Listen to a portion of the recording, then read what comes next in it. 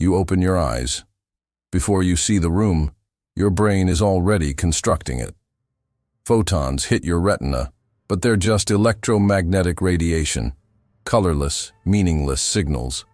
Your visual cortex transforms them into shapes, colors, depth.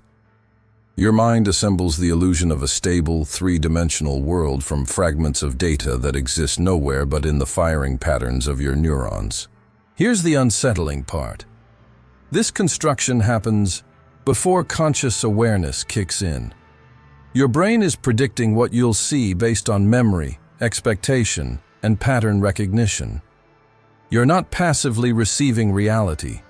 You're actively hallucinating it into existence, moment by moment.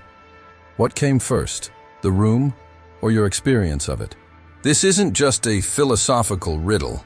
It's the opening salvo in the oldest, most consequential debate in human thought.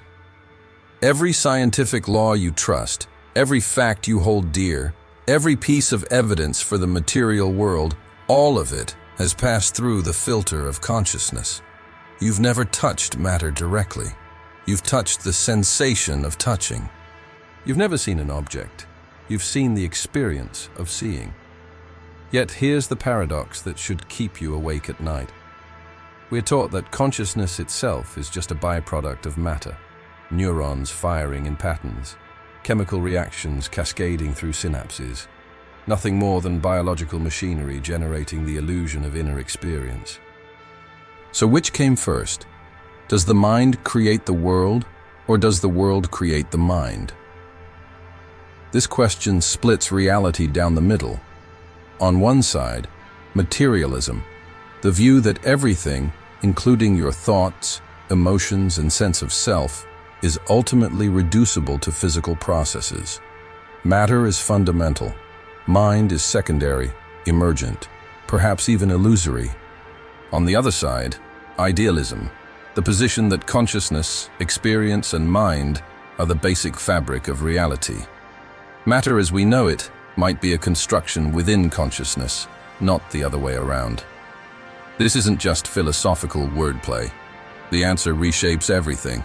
The nature of free will, the possibility of life after death, the moral status of animals, and potentially artificial intelligence, the meaning of scientific discovery itself. It determines whether you're a biological machine that happens to think it's conscious, or a conscious being navigating a reality that might itself be mental in nature. Most of us have never been asked to choose a side. Most of us don't even know there's a battle raging beneath the surface of every moment of awareness. But there is, and you're about to enter it.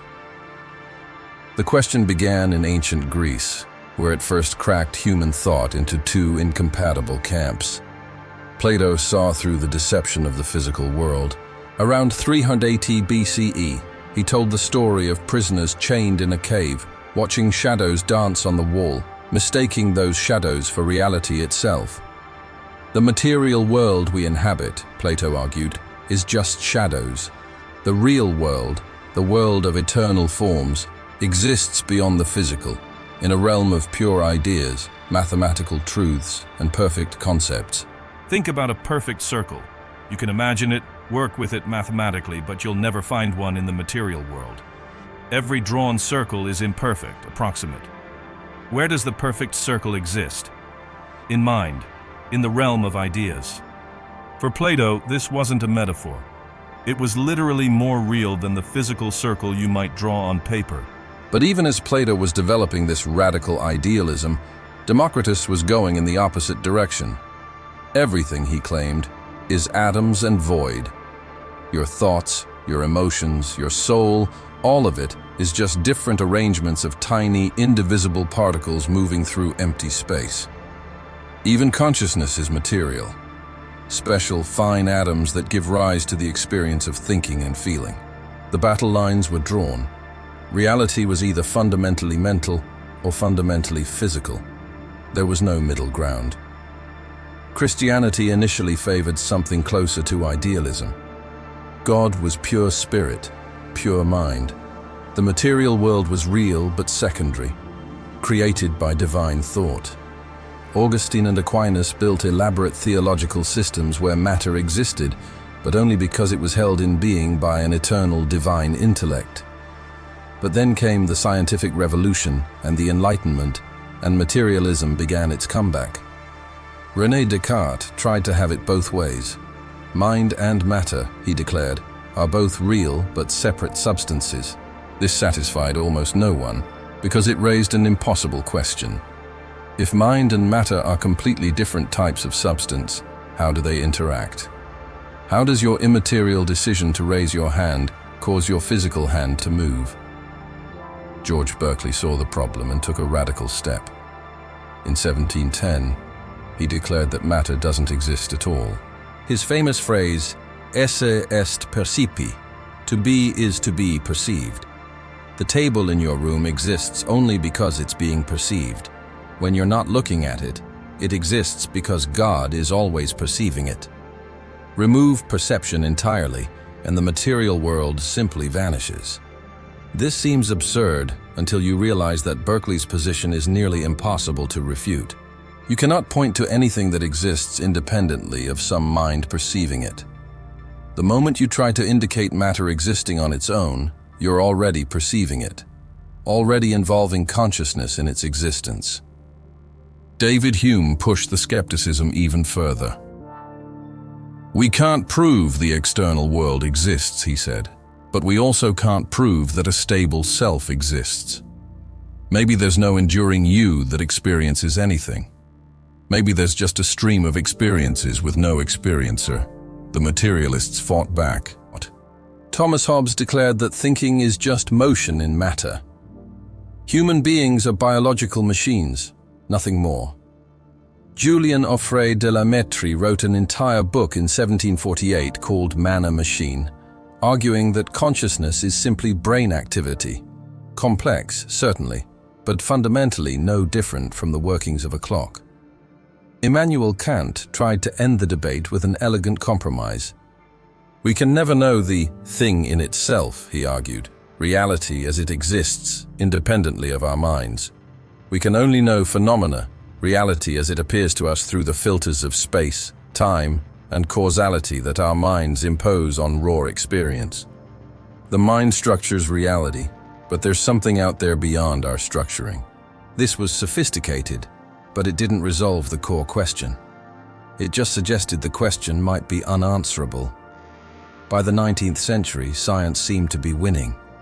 Darwin showed that humans evolved from other animals. Physics revealed a universe of forces and particles operating according to mathematical laws.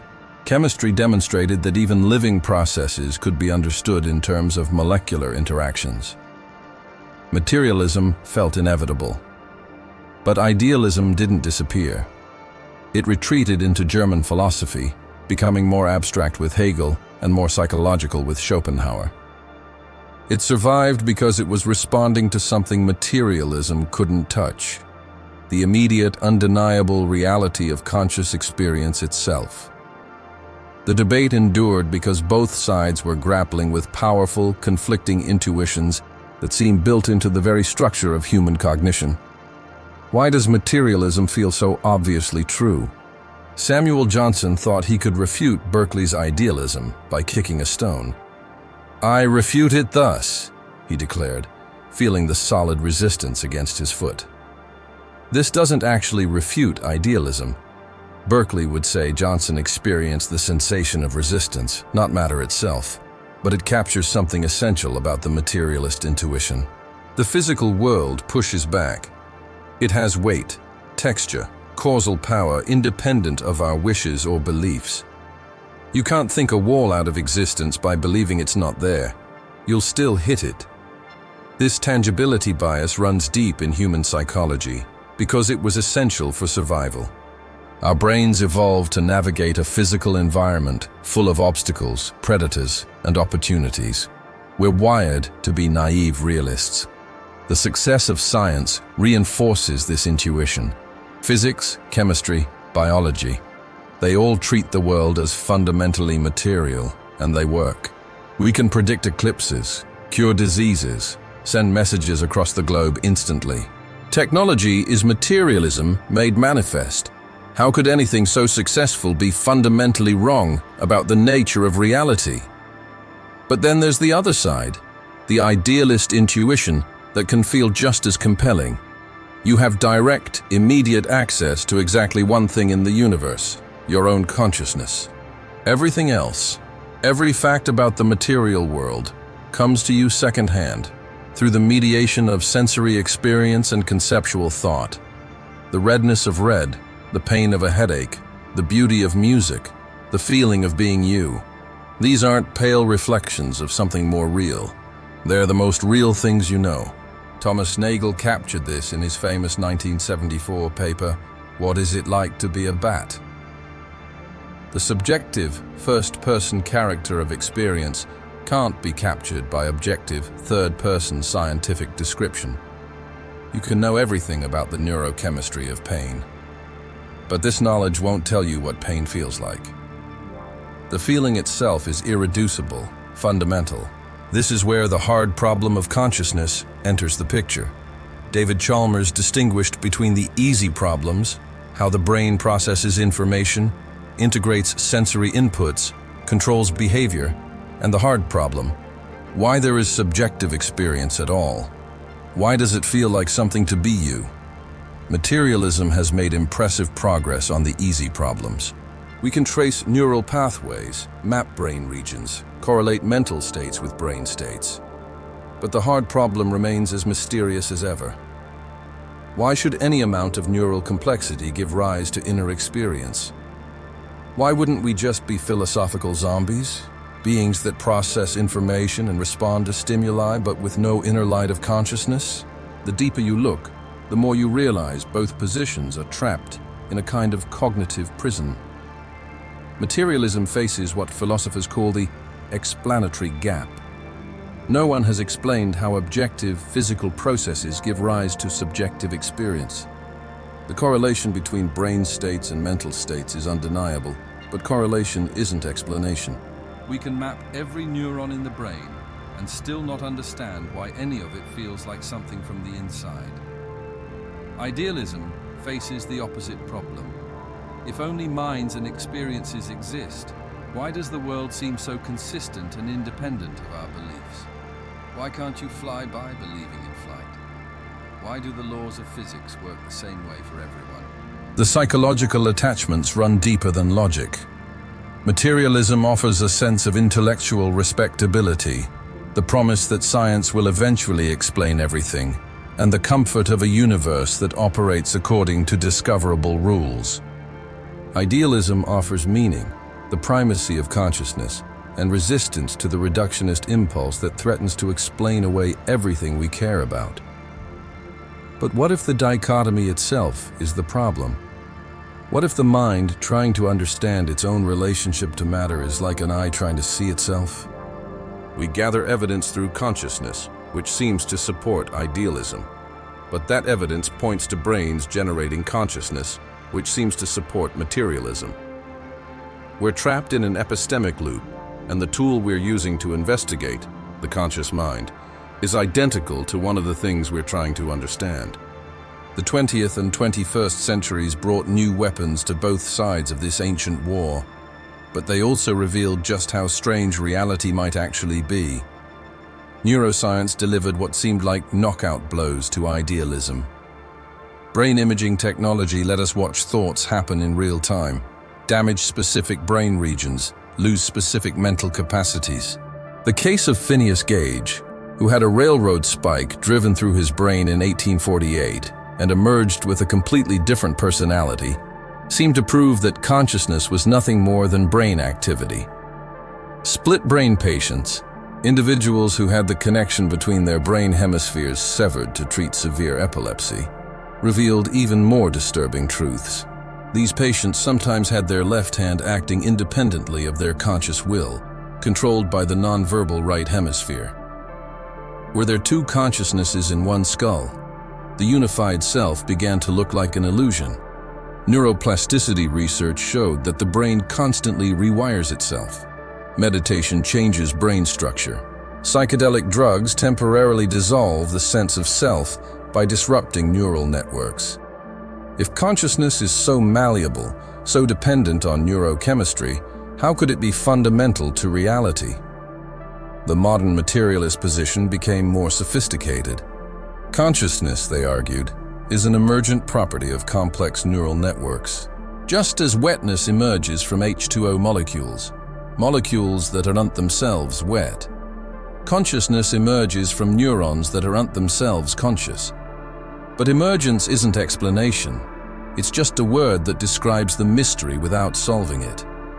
Why should any amount of complexity give rise to subjective experience? The hard problem remained untouched. David Chalmers made this explicit in 1995 with his thought experiment about philosophical zombies.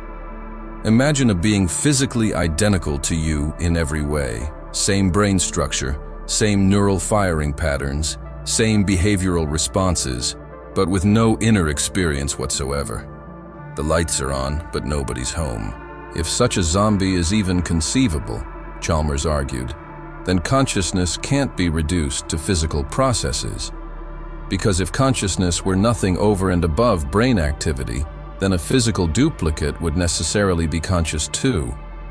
Materialists responded that zombies aren't actually conceivable, that the very idea involves a subtle contradiction. But the intuition persists. There seems to be something about consciousness that can't be captured by purely physical description, no matter how complete.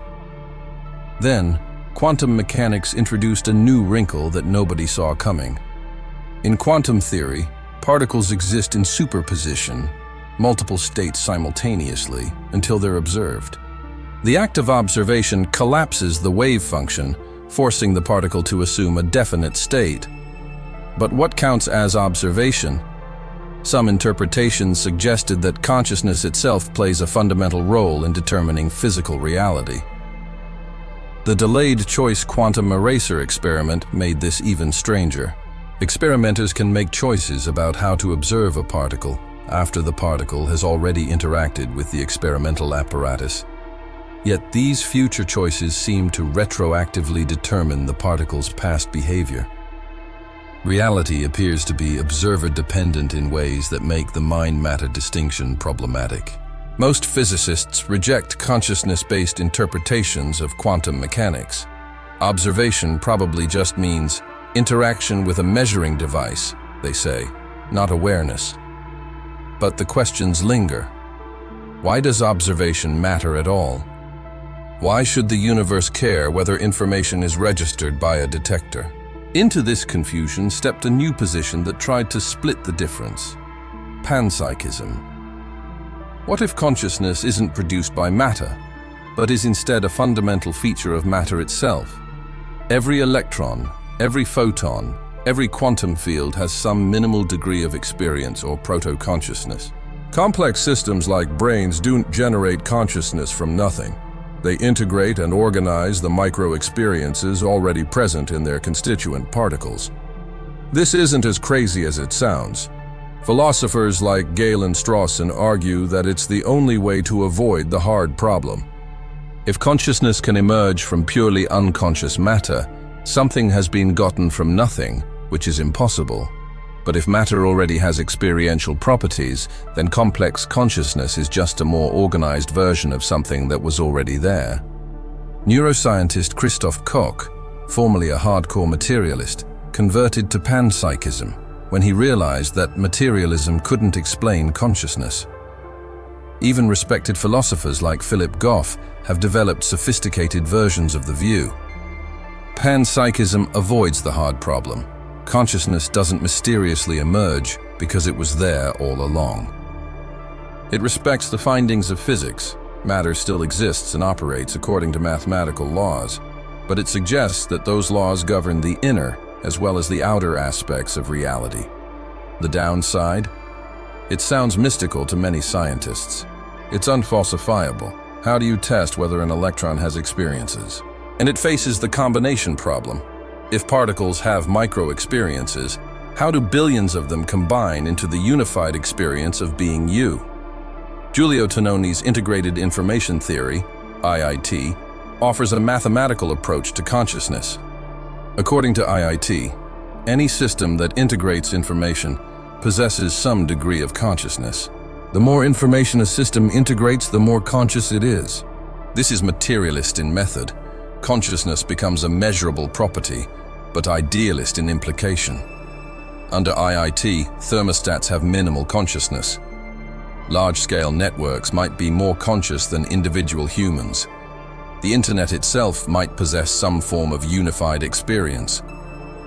The questions multiply as artificial intelligence advances. If we build a machine complex enough, will it be conscious? How would we know? What moral obligations would we have toward it? Materialists say yes, if the machine replicates the functional architecture of the brain. Idealists and panpsychists have more complex answers. Maybe if it integrates information in the right way or possesses the right kind of structure. But we might create conscious machines without knowing it, or dismiss genuinely conscious systems as mere computation. Some philosophers have retreated into what's called Mysterianism. Colin McGinn argues that humans might be cognitively closed to the answer. Just as a dog can't understand calculus, we might not be capable of understanding consciousness. The question is real and important, but forever beyond our intellectual reach. We've journeyed through 25 centuries of argument, through neuroscience laboratories and quantum experiments, through the most sophisticated philosophical reasoning humanity has produced, and we've arrived nowhere definitive. But perhaps that's the point. The idealism-materialism debate might not be a problem to be solved. It might be a mirror, reflecting back the fundamental mystery of consciousness, trying to comprehend itself. We are the universe becoming aware of itself, asking questions about its own nature. Whether that universe is fundamentally mental or physical, the fact that it can ask the question at all is staggering. Consider what this means for how you live. If consciousness is fundamental, if idealism or panpsychism is true, then the inner lives of others demand different moral consideration. Animals aren't just biological machines. Ecosystems might have experiential dimensions. Even artificial intelligences might deserve moral status if they integrate information in the right way. If materialism is true, then you're a temporary arrangement of atoms that happens to think it's experiencing something. There's beauty in this too. You're the universe's way of understanding itself. Matter organized into patterns complex enough to contemplate its own existence. Your metaphysics shapes your psychology. Materialists sometimes feel like everything is reducible, that there's no special meaning to human experience. Idealists sometimes worry about solipsism, about whether other minds exist at all. The question isn't just intellectual, it's existential. But what if the question itself reveals something profound about the nature of reality? Perhaps mind and matter are human concepts carved out of something more fundamental that doesn't respect our categories. Perhaps consciousness and physics are two languages describing the same reality, like wave and particle descriptions of light. Wittgenstein wrote, "Whereof one cannot speak, thereof one must be silent." Maybe the ultimate nature of reality is beyond the reach of language and conceptual thought. Eastern philosophical traditions that developed independently of Western philosophy, Advaita Vedanta, Buddhism, Taoism, never accepted the mind-matter split in the first place. Reality, they suggest, is neither mental nor physical, but a unified field of being that our discriminating intellect artificially separates into subjects and objects, minds and matter. The fact that this question is unanswerable might not be a failure of human intelligence. It might reveal something essential about what we are, the place where the universe questions itself, the frontier where being becomes aware of being. You are matter become conscious, or consciousness dreaming matter. Either way, you're here. The room exists, whether it's made of atoms or experiences. The question is alive in you, and so are you. What if the real question isn't, which is more fundamental, mind or matter, but why we feel compelled to choose? What if reality is the ongoing conversation between observer and observed, The eternal dance between inner and outer, and the moment we stop asking the question, the dance ends? You opened your eyes this morning. The world appeared. Was it there before you looked? Does it matter? You're here now. The question is alive. And so are you. The mystery continues, moment by moment, in the space between your consciousness and whatever lies beyond it. The ancient debate rages on, not in dusty philosophy books, but in the immediate, undeniable fact of your awareness reading these words. You are the question reality asks about itself. You are the answer it never quite finds. And that might be exactly as it should be.